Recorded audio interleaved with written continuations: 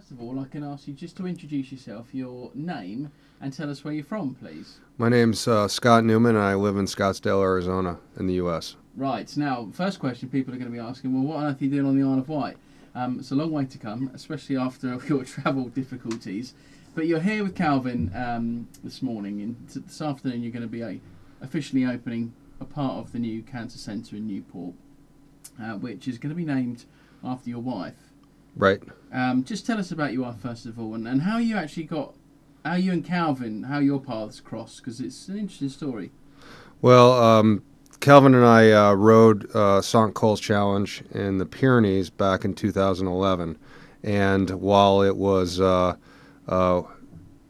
quite an event, Calvin and I were kind of in the back of the bus, kind of spending 2 weeks of shared suffering. And being as slow as we were, we had plenty of time to talk and get to know one another.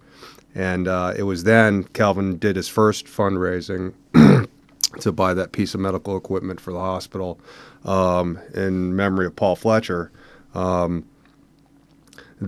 I got to know about Calvin's generous, selfless spirit, which really made an effect on me. I went back to the U.S. and I told my wife, Margaret, all about Calvin and what we shared in the Pyrenees, and that kind of really struck her. Margaret was a person who really valued the sense of community and friendship, and she was really supportive of my cycling and the sacrifices that she made towards it, because she realized that it wasn't all about cycling, it was about community.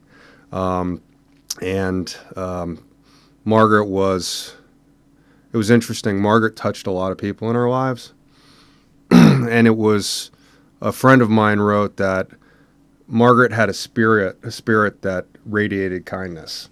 And she was a lot like Calvin, very selfless, was always thinking of others, and really struggled with what her greater purpose in life was, and it was to help people. She wanted to make a difference in people's lives. And unfortunately, she never felt that she made an impact in people's lives, but she did. And when Calvin told me after John had died and Margaret had also died, what 100 Here and 100 There was all about, it was something that I thought we definitely needed to be a part of. It's a long way from the U.S., and a long way from Arizona. But I needed to find a charity to make a gift to in Margaret's honor, and I needed to find a charity that would make an immediate impact in people's lives, as opposed to making a donation to a large general fund that just gave somebody a raise. Margaret wanted to make a difference in people's lives, and it seems like this was the best avenue by which to do that. So it seemed like everything kind of came full circle with it.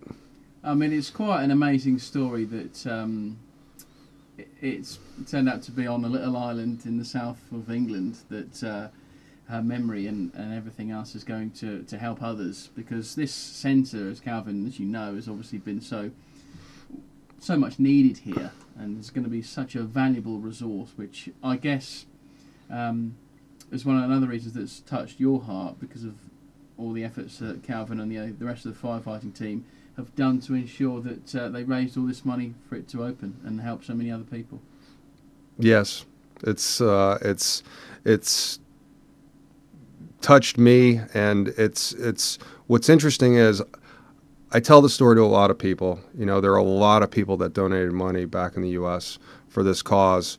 And they're all struck by the story, and I meet people, just random strangers, and it comes up. And there's not been one person who is not interested or touched by this entire story. No. And it must make you extremely proud as well, because this afternoon, it's a big thing. It's one of those rooms, specialist rooms at the centre, is going to be named in Margaret's memory, alongside the other which is going to be named in John's memory. And obviously John was a very good friend of Calvin's and former firefighter here on the island. But as Margaret's husband, you must be extremely proud of that. I really am. The fact that her legacy will live on And as Calvin says, with that picture in there, people are going to ask, who was Margaret Newman and what was she all about? And I'm really looking forward to meeting the therapist that works in that room. She's very interested in hearing the story also, and to be able to tell that story going forward is going to make me feel really good.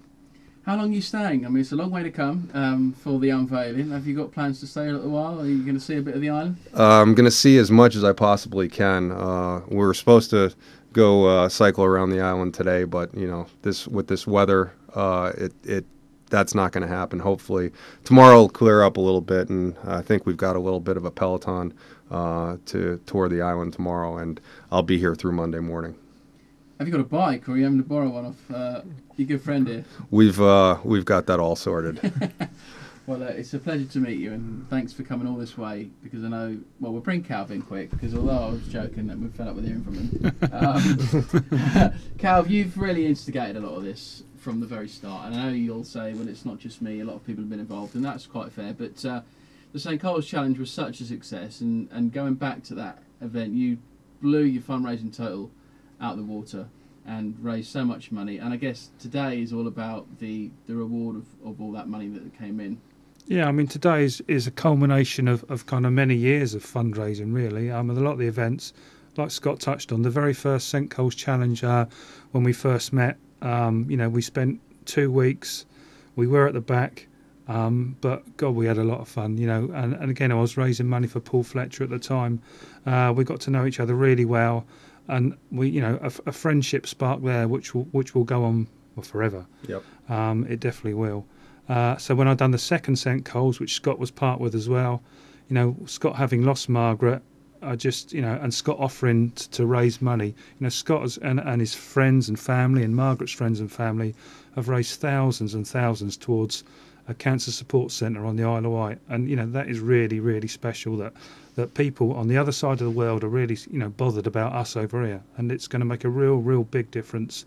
And the fact that we'll have Margaret's picture in there, John's picture in there, and those two specifically and their families have played a big part in this, so it's going to be a very emotional day. Of course it will. And just lastly, for Scott obviously to come all the way over as well to be part of the official opening, it just goes to show, it just demonstrates his passion for what's been done on the Isle of Wight. Yeah, no, when Scott said that it was, he could actually come over, I mean, it's absolutely superb. It's taken 36 hours of travelling for him to get here. When he arrived at Heathrow yesterday, Scott turned up, but unfortunately his luggage and everything else didn't turn up. So his luggage is currently just landed at Heathrow Airport this morning. So it's just Scott here. I may have to put a request on Facebook later for cycling gear, bike, clothing for him to stay a little bit longer. But he's here, and that's special. And there are so many people that want to meet him. I'm sure there are. Well, from us, we hope this afternoon goes really well. I'm sure it will, and wish you well for the rest of your time on the Isle of Wight. And if you do get out on the bike, I'm sure you'll see why many people love cycling here, because it's a very, very nice place to cycle. So have a great time while you're here too. Thanks for coming to see us. Thanks.